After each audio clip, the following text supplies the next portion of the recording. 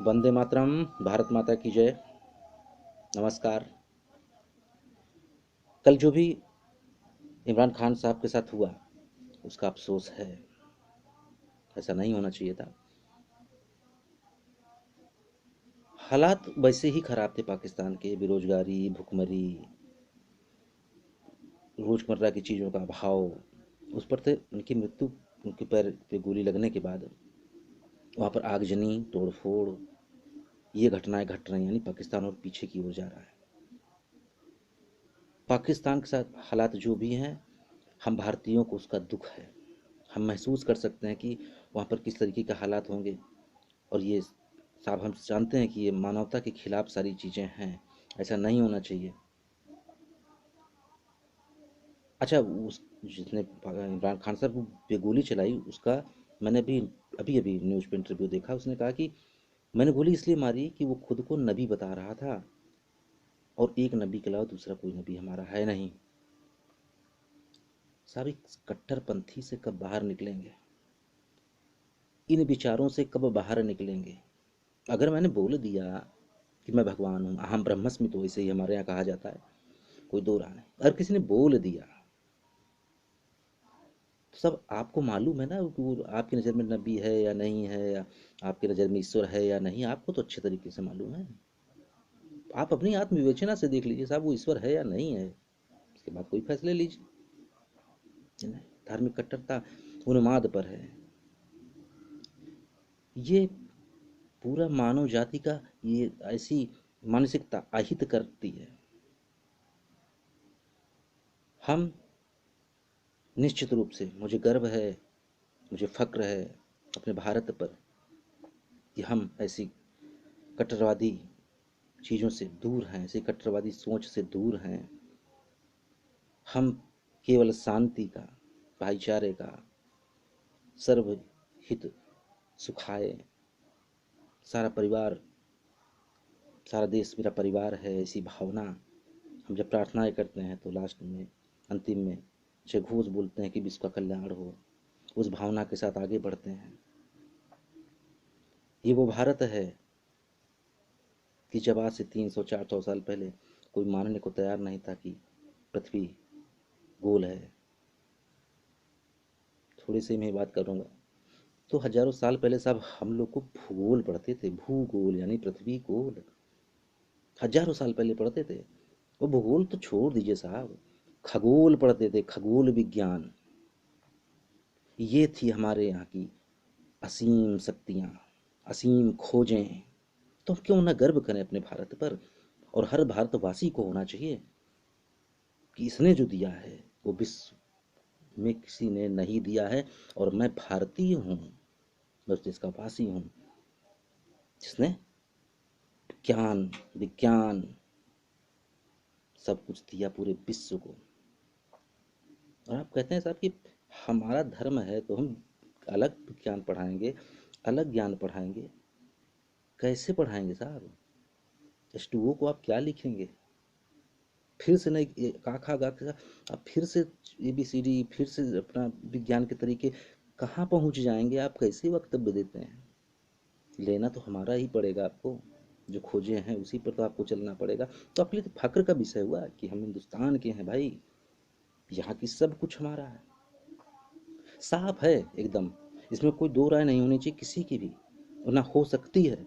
धर्म, ज्ञान, विज्ञान किसी के बाप की बपौती नहीं है कि वो कहे मेरा धर्म है, मेरा ज्ञान है, मेरा विज्ञान है ना। धर्म, ज्ञान, विज्ञान पर पूरी मानव जाति, इस विश्व की पूरा मानव जाति का अधिकार है। हमें अच्छे लगे ईसा मसीह, कुछ विचार उनके अच्छे लगे, मैंने एक्सेप्ट किए, मैंने स्वीकार किए, मैंने उनको हृदय में धारण किया। मुझे मोहम्मद साहब के कुछ विचार अच्छे लगे, मैंने लिया। मुझे कृष्ण के विचार अच्छे लगे, मैंने लिया। क्या हम एक अनुयायी बन करके किसी धर्म के तभी उनको प्राप्त कर सकते हैं? ये किसने बता दिया? ये खोज कहाँ से हो गई? वो तो हर धर्म की पुस्तकों में कह रहा है कि मेरा दरवाजा सबके लिए खुला है। उसने तो ये नहीं कहा आप अनुयायी बनो तब वो। लेकिन आप लोग ये कई मजहब इसमें क्यों लगे हुए हैं कि आप बनो, चाहे पैसे के बल पे बनो, चाहे गला काट के बनो। ये हम कब कह रहे हैं भैया? हम तो मानव जाति के ऊपर तुम्हारे कह रहे हैं कि तुम्हारे लिए सब रास्ते खुले हुए हैं, तुम जैसे चाहो वैसे करो। तुम काली की पूजा करो, तुम दुर्गा की पूजा करो, तुम शिव की पूजा करो, तुम ओमकार को मानो, तुम निराकार को मानो, तुम किसी को भी मानो। हम हमारा ये मानना है जिस भाव में जो उसको आप याद करो वो सब के लिए खुला है। हम तो कबीर साहब तो ईश्वर को मानते ही नहीं थे। हम हमारे लिए हृदय में तो उनके लिए भी आदर सम्मान है। तो ये आप थोपना बंद करिए, मानवता पे आइए। इस पूरे संसार को एक बगिया बनाइए, इसमें रंग बिरंगे फूल हों। ये बहुत सालों से, हजारों साल हुए लड़ाई करते और अब भी अकल नहीं आ रही है। कितनी सदी पीछे ले जाओगे आप? आज देश तरक्की कर रहा है, करने दीजिए। आप यहाँ के वासी हैं, आप भी लाभान्वित होंगे। आप किसी भी धर्म के होइए, किसी भी जाति की होइए, किसी संप्रदाय की होइए, हमें कोई मतलब नहीं। जो जिसका लाभ हमें मिलेगा उसका लाभ आपको भी मिलेगा। तो इस तरीके की बातों पर ना आइए। धार्मिक कट्टरता, उन्माद, ये पूर्णतया गलत है। और हर चीज़ किताबों पर ही डिपेंड नहीं होती है साहब। ये हमारा जीवन है, ये हमेशा प्रश्न लेकर के खड़े होता है हमारा जीवन। ये बेईमान है। हर चीज़ का हल हमारे धार्मिक पुस्तकों में नहीं है। अगर धार्मिक पुस्तकों में होता तो ईश्वर ने ये क्यों बना दिया सबसे ऊपर? इसका उपयोग क्या है? एक बहुत छोटी सी कहानी है। एक राजा साहब थे, उनके कांटा लग गया। तो उन्होंने अपने सारे मंत्रियों को बुलाया और कहा कि ऐसा करो, कल सारे विद्वानों को बुलाओ, एक मीटिंग करवाओ, सभा करवाओ। तो सारे विद्वान आ गए, पढ़े विद्वान मतलब पढ़े लिखे किताबों के जानकार। तो राजा ने कहा कोई ऐसी विधि निकालो कि पैर में कांटा न चुभने पाए। अब वो किताब खोले भाई, अध्ययन किए सारा, बहुत निष्कर्ष निकला कि इस पृथ्वी पर चमड़ा बिछवा देते हैं। कहा ठीक है भाई, चमड़ा बिछवाओ। अब चमड़ा तैयारी होने लगी, भाई चमड़े बिछाने हैं। तो किसान पड़े परेशान। उन्होंने कहा भाई अब ये बिछ जाएगा चमड़ा तो खेती कहाँ से होगी, अनाज कहाँ से होगा, अन्न कहाँ से होगा, हम खाएंगे क्या? हम तो भूखे मरने लगेंगे, सारी मनुष्य जाति भूखों मरने लगेगी, वैसे ही मर जाएंगे। तो राजा के पास गए, उन्होंने बताया कि आप ऐसा करेंगे तो ऐसा हो जाएगा। तो राजा ने कहा बात तो ठीक है। फिर विद्वानों को उन्होंने बुलाया, कहा ये तरीका गलत है, दूसरा तरीका निकालो। तो फिर उन्होंने अपनी पुस्तकें चाहे खोली, अपना अध्ययन किया। फिर उन्होंने कहा कि साहब ऐसा करिए कि अब इस पूरी पृथ्वी पर झाड़ू लगवाइए, इस पृथ्वी को साफ करिए। तो राजा ने कहा हाँ, ये तरीका ठीक है भाई। तो झाड़ू लगने लगी, 24 घंटे काम चलने लगा कि साफ करना है पूरी पृथ्वी को। और धूल का गुब्बार पूरे आसमान में। और वो क्योंकि लगातार सफाई चल रही थी, वही धूल के कण फिर वापस आते थे जमीन पर। तो लोगों को सांस लेना मुश्किल हो गया, लोग बीमार पड़ने लगे। फिर वो राजा के पास गए, कहा कि साहब ये तो और गड़बड़ हो गई, इस तरीके से तो नहीं चलेगा। तो उन्होंने कहा कि बात तो सही है। फिर उन्होंने विद्वानों को बुलाया, कहा भाई अब दूसरा हल निकालो। तो उन्होंने फिर वही किताबें अपनी देखी और कहा कि साहब ऐसा करते हैं कि इस पूरी पृथ्वी को पानी से भिगो देते हैं, साफ कर देते हैं। अच्छा, कहा ये भी सही, करो। अब साहब पानी काम चालू हो गया, नदियाँ से पानी निकल रहा है, तालाब से निकल रहा है, पोखरों से निकल रहा है, सब सूख गए, पानी सबका खत्म हो गया।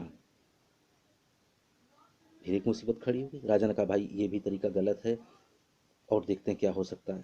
तो एक बुजुर्ग था, उसने कहा कि महाराज मैं कल आपको कुछ दूंगा, कुछ दिमाग से सोचूंगा और वो शायद आपकी समस्या का हल निकल आए।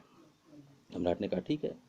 अब वो बिना पढ़ा लिखा बुजुर्ग वो दूसरे दिन गया और राजा साहब को जूता भेंट कर दिया कि साहब ये लिए जूता, इससे आपको कील कांटा कुछ लगने वाला नहीं है। तो ये शायद जूते की पहली खोज रही होगी। लीजिए साहब, आप किताबों में हल खोजते रहे और वो बिना पढ़ा लिखा आदमी उसने तो हल खोज के दे दिया। अब चूंकि जूते का जिक्र किसी किताब में नहीं है तो ये फिर शैतानी खोज हो गई।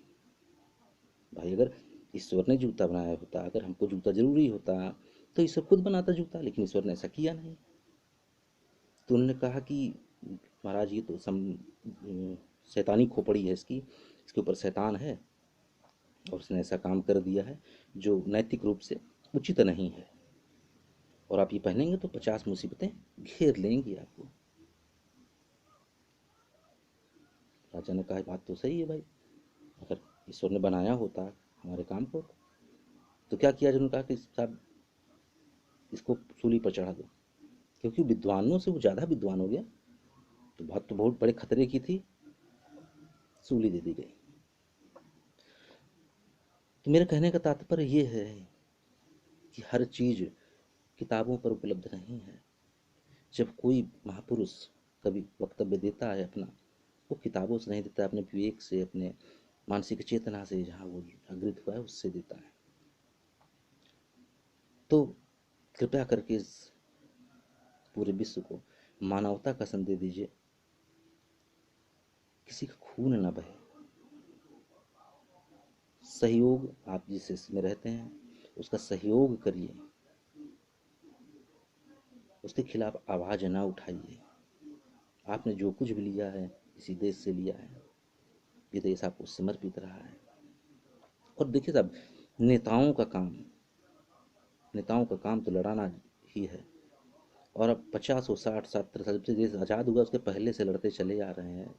अब अकल लगा लो कि खून गिरना जरूरी है कि जीवन जरूरी है।